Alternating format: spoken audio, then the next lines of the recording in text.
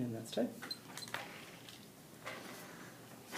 Okay, I'm gonna go af, neg with like hitting key arguments and voters along the way. Okay. Judge ready? He's ready. Okay, and I actually waited for a I response. know. Okay, well, if I'm ready. Yeah. Maybe it's a she.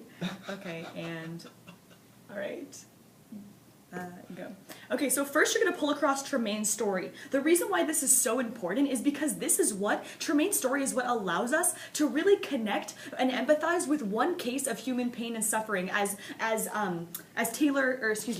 Gregory 1 and White both tell you. And you can pull those both across, and this is where you're going to vote first. On the affirmative case, on Gregory 1 and White, on observation 2. The fact that this debate has absolutely no meaning for us in the real world unless we come to terms and accept that this happens on a case-by-case basis and use Tremaine's story to realize that. At the point at which you're only able to do that by voting affirmative, that's why you're going to vote affirmative.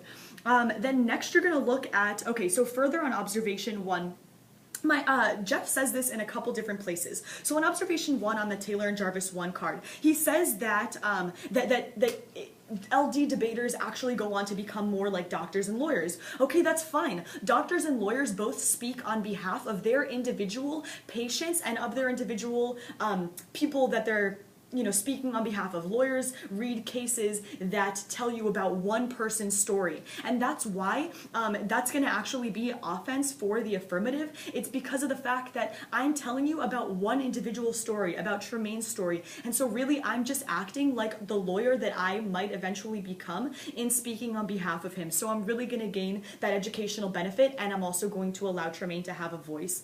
Then, okay.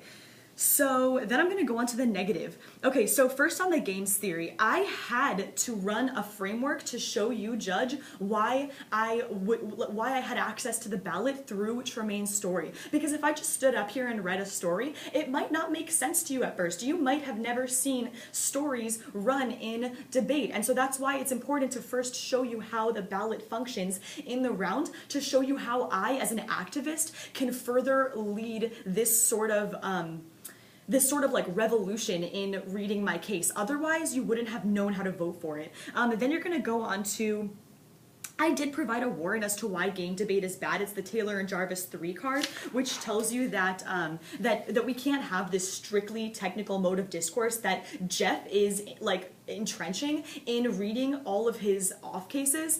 And so that's why, like, that's another reason why you're going to vote affirmative. And debate is broken in the first place. I've already showed you, you can pull across Taylor and Jarvis 1, that debate as a whole is broken, and we're just continuing to go down that path. And that's why we need to change it. Then 2, unclean hands. Okay, so again, I have to run this framework. You can just cross apply my argument on the games, because otherwise you might not know how to deal with the narrative. And on 4, okay, so again, I am not co-opting Tremaine's story. I am, like a lawyer, just speaking on his behalf, maintaining his true emotions, and that's why you're going to vote AF. Good round. Thanks. Nice job. Oh my gosh. Woo!